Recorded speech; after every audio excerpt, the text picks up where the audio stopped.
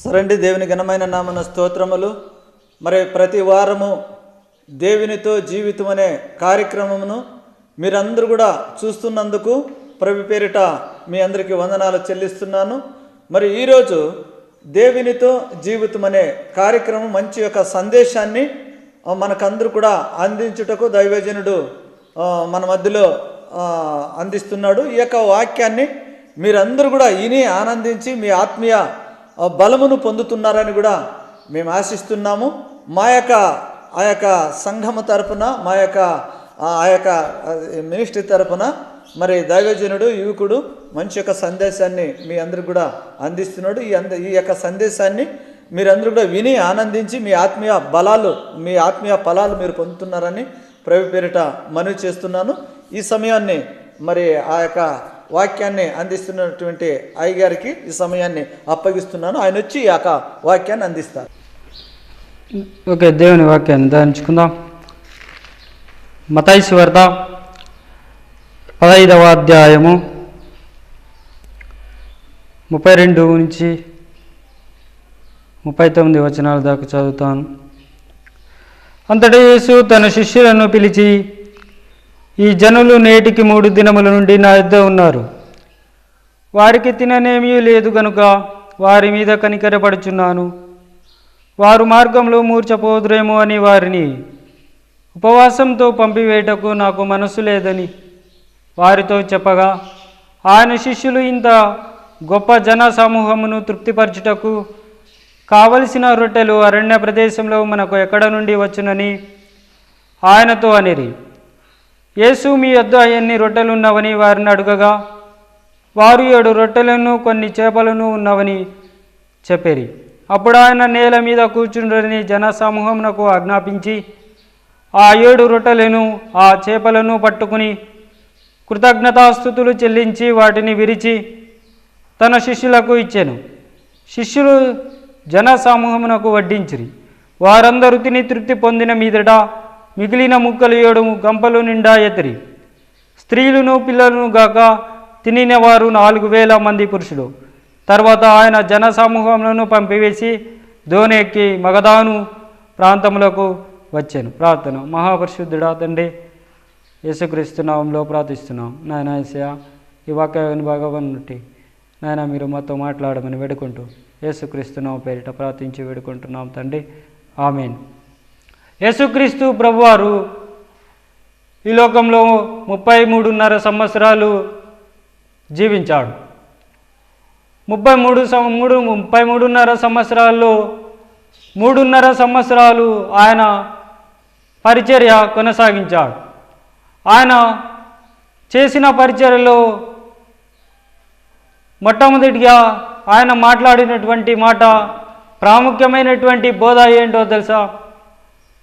అందరూ అంతటను మారు మనసు పొందుకోవాలి.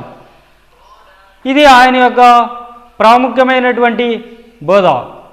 అందరూ అంతటను మారు మనసు పొందుకోవాలి అని చెప్పి ఆయన ఆ విధంగా బోధిస్తూ ముందుకు సాగిపోతున్న 33.5 పరిచర్య సేవలో ఆయన ఎన్నో అద్భుత కార్యాలు, ఆశ్చర్యకార్యాలు చేశాడు.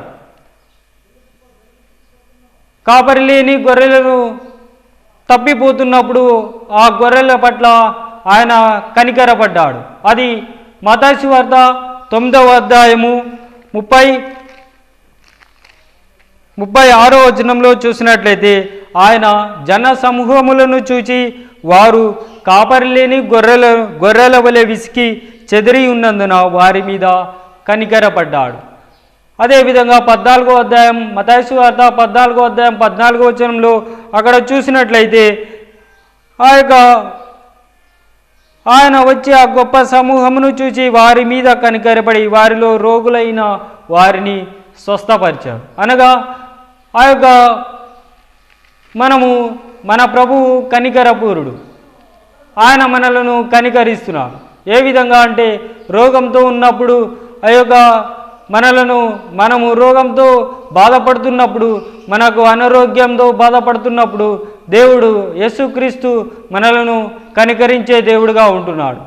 అంటే యేసుక్రీస్తు ఇక్కడ చూసినట్లయితే యేసు తన శిష్యులను పిలిచి ఈ జనులు నేటికి 3 దినముల నుండి నా యొద్ద ఉన్నారు, వారికి తిననేమీ లేదు కనుక వారి మీద కనికరపడుచున్నాను. యేసుక్రీస్తు యొక్క వాక్యాన్ని వినాలని చెప్పి యేసుక్రీస్తు యొద్దకు వచ్చారు జన సమూహం అంతా కూడా. ఇవన్నీ 3 రోజుల దాకా యేసుక్రీస్తు దగ్గర ఉన్నారు. యేసుక్రీస్తు దగ్గర 3 రోజుల దాకా ఉన్నప్పుడు ఆ 3 రోజులు ఉపవాసంతో ఉన్నారు. అలా ఉపవాసం ఉన్నటువంటి ఆ జన సమూహమును తిరిగి అదే ఉపవాసంతో పంపివేయడానికి యేసయ్యకు ఈ యొక్క మనసు రాలేదు. ఎందుకంటే ఆ యొక్క యేసయ్య వారికి ఉన్నటువంటి అక్కరతలు తీర్చాలని యేసయ్య అనుకున్నాడు.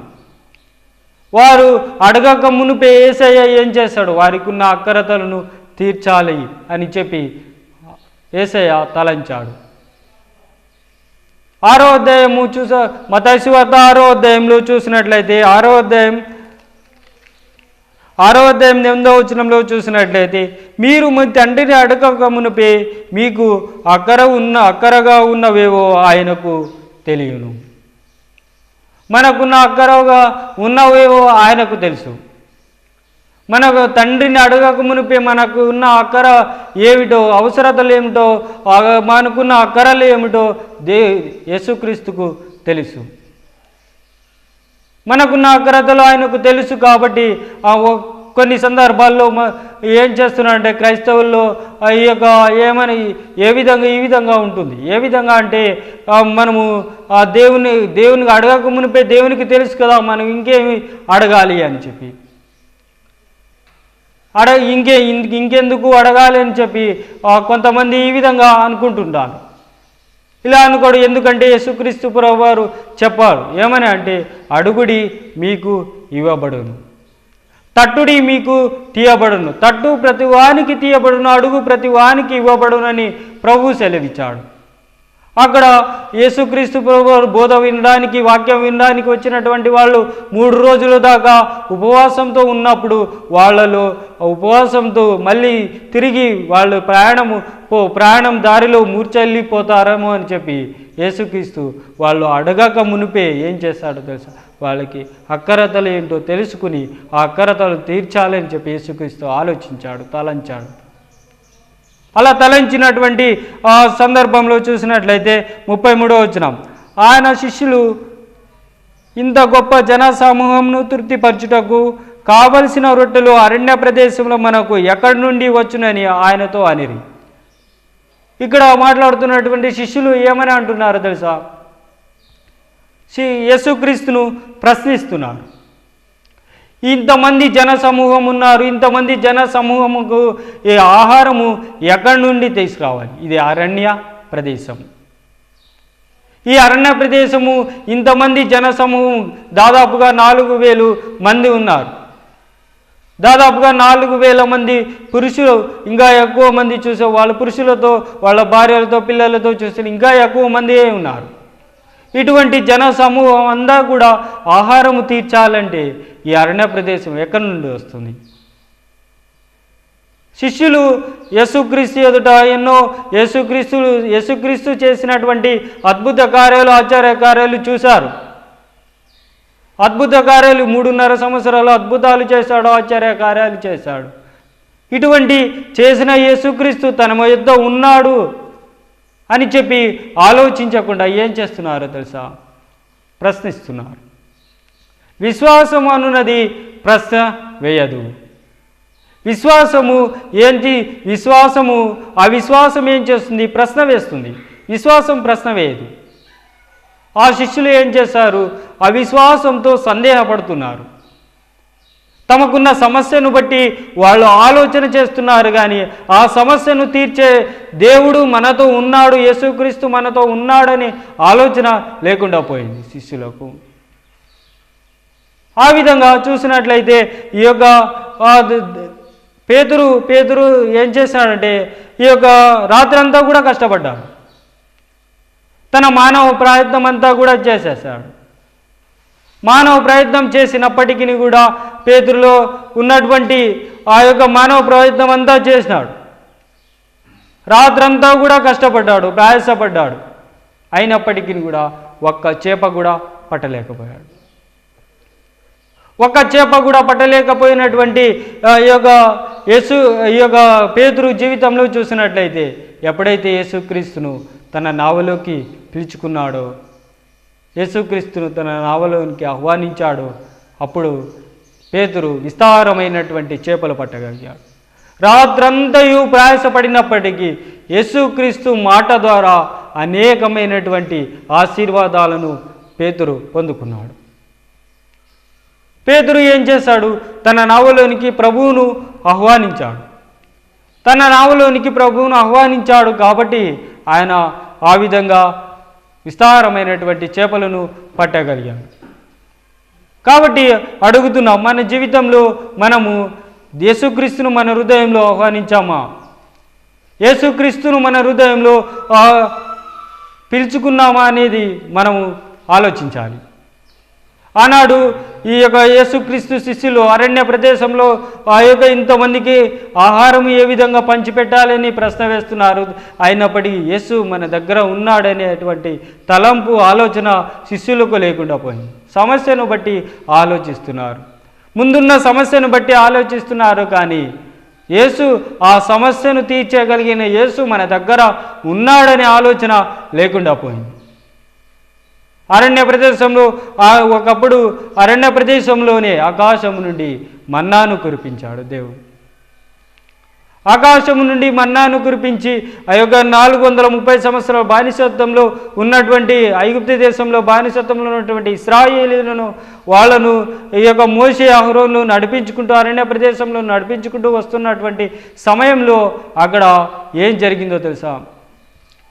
అరణ్య ప్రదేశంలో నడిపించుకుంటూ వస్తున్నారు. అలా నడిపించుకుంటూ వస్తున్నటువంటి సమయంలో వాళ్ళు, మాకు ఆహారం లేదు అని మోషే మీద అహరోనుల మీద సణువుకున్నారు. అలా మోషే మీద అహరోనుల మీద సణువుకున్నటువంటి ఆ యొక్క ఇశ్రాయేలీలు మోషే వెంటనే ఏం చేశాడో తెలుసా? ప్రార్థన చేశాడు. అలా ప్రార్థన చేసిన మోషే ప్రార్థన దేవుడు ఆలకించి ఆకాశం నుండి మన్నాను కురిపించాడు. ఏ విధంగా తెలుసా? వాళ్ళు తిని తృప్తి పొందిన తర్వాత తిరిగి వాళ్ళను సమకూర్చుకునేంతగా దేవుడు ఏం చేశాడంటే ఆ యొక్క మన్నాను, ఆకాశం నుండి ఆహారాన్ని కురిపించాడు. ఎలా సాధ్యంది? ఉన్నటువంటి ముందు ఉన్న సమస్యను బట్టి ఏం చేస్తున్నారంటే ఈ యొక్క ఇశ్రాయేలీయులు ప్రజలు ఆలోచించుకుంటున్నారు. అంతవరకు ఇశ్రాయేలు ఐగుప్తు దేశంలో ఉన్నటువంటి ఆ యొక్క అద్భుత కార్యాలు, 10 అద్భుత ఆశ్చర్య కార్యాలు చూసినప్పటికీ కూడా ఇశ్రాయేలు దేవునిపై నమ్మకము ఉంచుకోలేకపోయారు, దేవునిపై విశ్వాసం ఉంచుకోలేకపోయారు. దేవునిపై ఆయన మనకున్న అక్కరతలను తీరుస్తాడు, మనకున్నటువంటి అవసరతలన్నీ కూడా తీరుస్తాడు అని నమ్మలేకపోయారు. ఎప్పటి వరకో తెలుసా? వాగ్దాన దేశం చేరేంత వరకు ఆయన చాలామంది చాలా విధాలుగా చూసినట్టయితే ఈ యొక్క ఇశ్రాయేలు ప్రజలు వారి సంతానం మాత్రమే వాగ్దాన దేశంలో ప్రవేశపడింది. ఇంకా మిగతా వాళ్ళంతా కూడా ఏమిటి? ఇశ్రాయేలు అరణ్య ప్రదేశంలో రాలిపోవడం జరిగింది. కారణం ఏంటో తెలుసా? వారికున్న అవిశ్వాసం, వారికున్న అపనమ్మకం, వారికున్న విశ్వాసమే వారిని వాగ్దాన దేశంలోనికి ప్రవేశ చేయకుండా చేసింది. కాబట్టి మన జీవితంలో ముందున్న సమస్యను బట్టి ఆలోచించకుండా, ముందున్న పరిస్థితులను బట్టి ఆలోచించకుండా, ముందున్న కష్టాలను బట్టి ఆలోచించకుండా, ముందున్న బాధలను బట్టి ఆలోచించకుండా మనం ఏం చేయాలో తెలుసా? ముందుగా యేసుక్రీస్తును మన హృదయంలోకి ఆహ్వానించాలి. ఆ సమస్యను తీర్చగలిగేటువంటి, ఆ సమస్యకు పరిష్కారం ఇస్తున్నటువంటి యేసుక్రీస్తును మనలో ఆహ్వానించాలి. అలా ఆహ్వానించినటువంటి మనము ఏమి పొందుకుంటామంటే ఆయన యొక్క ఆశీర్వాదాలను పొందుకుంటాం, ఆయన యొక్క దీవెనలను పొందుకుంటాం. యెహోషువ రాసిన గ్రంథం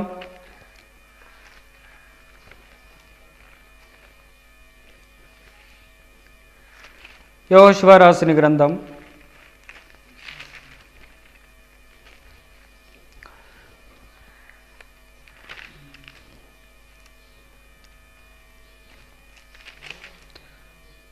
14వ అధ్యాయం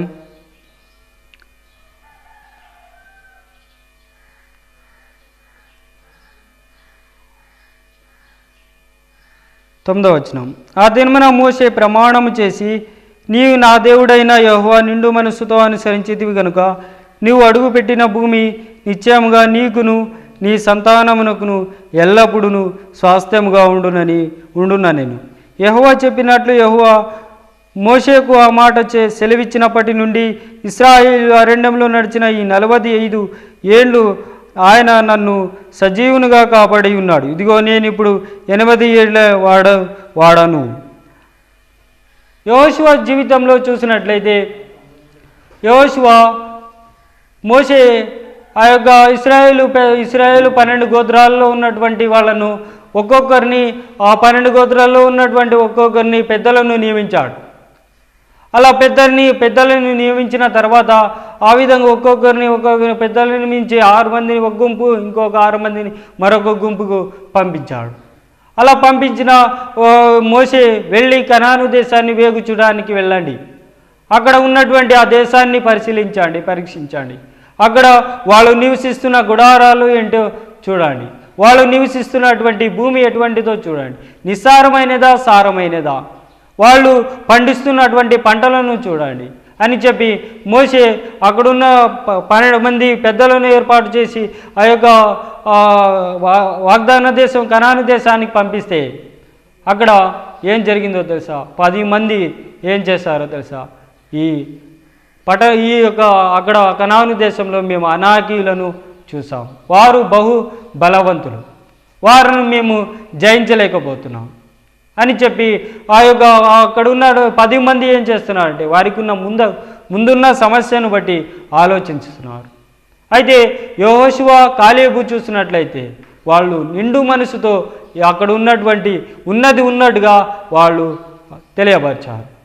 నిండు మనసుతో వాళ్ళు ఏం చేశారంటే అక్కడ ఉన్నటువంటి సత్యాన్ని తెలియపరిచారు. కాబట్టి ఏం చేశారో తెలుసా? వాళ్ళు వాగ్దాన దేశం, వారి యొక్క సంతానము కూడా వాగ్దాన దేశాన్ని స్వతంత్రించుకోవడం జరిగింది. కాబట్టి ముందున్న సమస్యను బట్టి మనము ఆలోచించకుండా ఆనాడు యేసుక్రీస్తు అరణ్యంలో ఇంతమంది ఉన్నారు,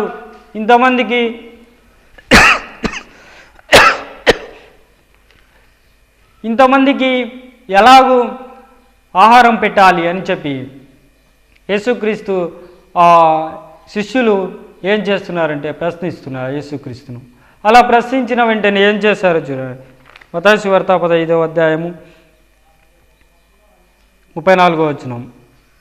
యేసు మీ వద్ద ఎన్ని రొట్టెలు ఉన్నవని వారిని అడుగగా వారు 7 రొట్టెలను కొన్ని చేపలను ఉన్నవని చెప్పారు. అప్పుడు ఆయన నేల మీద కూర్చుండడని జన సమూహమునకు ఆజ్ఞాపించి ఆ 7 రొట్టెలను ఆ చేపలను పట్టుకుని కృతజ్ఞతాస్తుతులు చెల్లించి వాటిని విరిచి తన శిష్యులకు ఇచ్చాను. శిష్యులు జన సమూహములను వడ్డించిరి. యేసుక్రీస్తు 5 రొట్టెలను 7 రొట్టెలను 5 చేపలను తీసుకుని ఏం చేశాడు? ఆ యొక్క ఉన్న దాన్ని బట్టి దేవునికి ప్రార్థించాడు. ఉన్నదాన్ని బట్టి ఏం చేశాడు? తనకున్న చేతిలో ఉన్న దాన్ని బట్టి ఏం చేశాడంటే దేవునికి కృతజ్ఞతాస్తుతులు చెల్లించాడు. రొట్టెను విరిచి ఆ శిష్యులందరికీ కూడా ఇచ్చారు. రొట్టెను విరిచడము దేనికి సాదృశ్యంగా ఉందంటే యేసుక్రీస్తు యొక్క శరీరానికి సాదృశ్యంగా ఉంది. యేసుక్రీస్తు ఈ లోకంలో ప్రతి మానవుల కొరకు ఆయన శరీరము విరవగొట్టబడి ఉంది, ఆయన శరీరము విరువబడి ఉంది. అలా విరువబడినటువంటి యేసుక్రీస్తు ద్వారానే మనము పరలోక రాజ్యంలో యేసుక్రీస్తు ద్వారానే మనము ఈ యొక్క పాప క్షమాపణ కలుగుతుంది. కాబట్టి ఆయన ఏం చేశాడు? తనకున్న దాన్ని బట్టి పట్టుకుని 7 చేపలను కొన్ని 7 రొట్టెలను కొన్ని చేపలను పట్టుకుని ఏం చేశాడంటే దేవునికి ప్రార్థించాడు, కృతజ్ఞతాస్తుతులు చెల్లించి ప్రార్థించాడు. అలా ప్రార్థించిన దానికి ఉన్న దాన్ని బట్టి తీసుకుని ప్రార్థించిన వెంటనే దేవుడు ఏం చేశాడు? ఆశీర్వదించాడు. మనకున్న చేతిలో ఉన్న దాన్ని బట్టే మనం ఏం చేయాలి? దేవుని మహిమపరచాలి.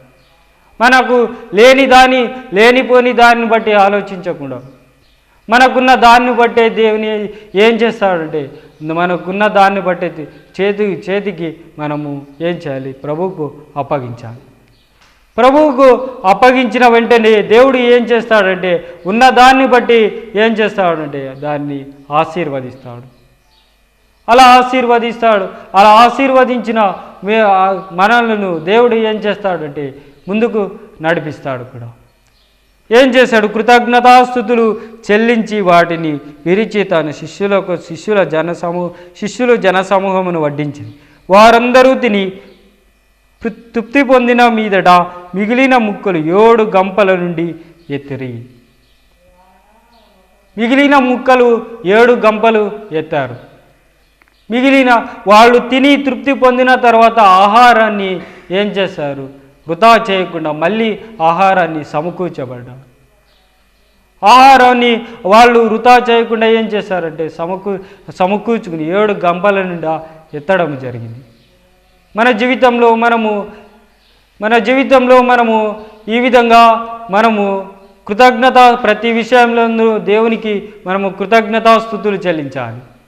దేవుని వాక్యము సెలవిస్తుంది ప్రతి విషయంలోనూ కృతజ్ఞతాస్తుతులు చెల్లించుడి అని దేవుని వాక్యం సెలవిస్తుంది. కాబట్టి మనము ప్రతి విషయంలోనూ కృతజ్ఞతాస్తుతులు చెల్లించాలి.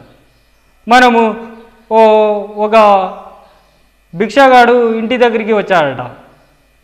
ఒక భిక్షగాడు ఇంటి దగ్గరికి వచ్చి అమ్మ నాకు భిక్షం వేయండి అని చెప్పి అడుక్కుంటూ ఉంటున్నటువంటి సమయంలో ఆ అమ్మ ఏం చేసిందంటే ఆ భిక్షగాడిని లోపలికి పిలుచుకొచ్చింది. ఆ అమ్మ భిక్షగాడిని లోపలికి పిలుచుకొచ్చిన తర్వాత ఆ భిక్షగాడిని టేబుల్ మీద కూర్చోబెట్టి ఏం చేసిందంటే టేబుల్ బల్ల మీద ప్లేట్ పెట్టి దానికి అన్నీ కూడా వడ్డించింది. అలా వడ్డించిన తర్వాత తిని బయటికి వెళ్ళేశాడు. అలా వడ్డించిన తర్వాత తిని బయటికి వెళ్ళిపోయాడు. అలా వెళ్ళిపోయినటువంటి ఆ భిక్షగాన్ని చూసి ఆ కుమారుడు అమ్మ ఇటువంటి కృతజ్ఞత లేనటువంటి కుమారునికి పిలుచుకుని వచ్చి ఈ యొక్క భోజనం పెట్టావే నాయనా, మరి నువ్వు ప్రతిరోజు ఆ అన్నము దేవుడు నీకు ఇస్తున్నాడు, మరి నువ్వు ఒక్కసారైనా కృతజ్ఞతాస్తుతులు చెల్లించావా?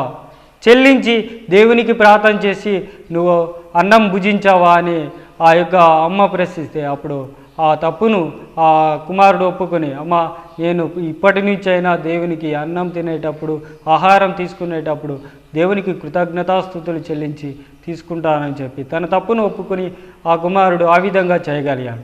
ఈనాడు జీవితంలో దేవుడు మనకు ఆ విధంగా అన్నీ కూడా అక్కరతలు తీర్చిన తర్వాత అక్కరతలు పొందుకున్న తర్వాత మనము దేవునికి కృతజ్ఞతాస్తుతులు చెల్లించగలగాలి. అది దేవుని యొక్క కృతజ్ఞతాపూర్వకమైనటువంటి జీవితంగా ఉంటుంది. కాబట్టి కొద్ది వాక్యాన్ని దేవుడు దీవించి ఆశీర్వదించబడుగాక. ప్రార్థన చేసుకుందాం.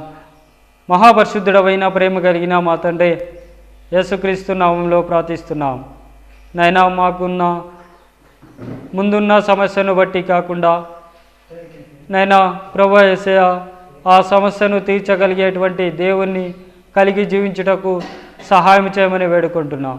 సమస్యలను బట్టి ఆలోచించకుండా, పరిస్థితులను బట్టి బాధపడకుండా, నైనా బాధలను బట్టి కృంగిపోకుండా, నైనా నీ వైపు చూస్తూ విశ్వాసమునకు గత అయిన యేసయ్యా నీ వైపు చూస్తూ ముందుకు సాగిపోవటకు అట్టి ఆత్మీయ విశ్వాసమును దయచేయమని వేడుకుంటున్నాం. నైనా యేసయ్యా నా ప్రభువా ఈ వాక్యము నాయన ఫలింపజేయమని వేడుకుంటున్నాం. మీకే స్తోత్రాలు చెల్లించుకుంటూ ఈ కొద్ది ప్రార్థన నజరేయుడైన యేసుక్రీస్తు నామమున పేరిట ప్రార్థించి వేడుకుంటున్నాం తండ్రి. ఆమేన్.